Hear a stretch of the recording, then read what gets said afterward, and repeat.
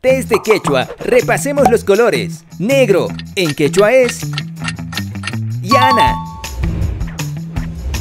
Blanco. La respuesta es Yurak.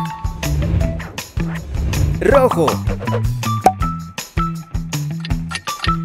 Correcto, es Puka.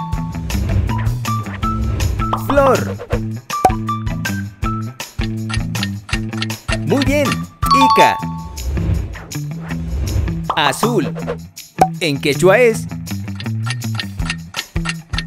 Anjas. Amarillo.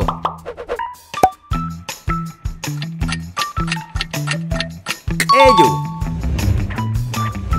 Verde. Homer. Morado, en quechua es Culli.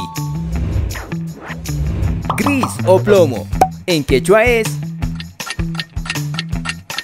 Oque. Color café, en quechua es Chumpi. Traduzcamos la siguiente oración. Flor roja. La respuesta es Pucatica. ¿Te atreverías a realizar una oración similar?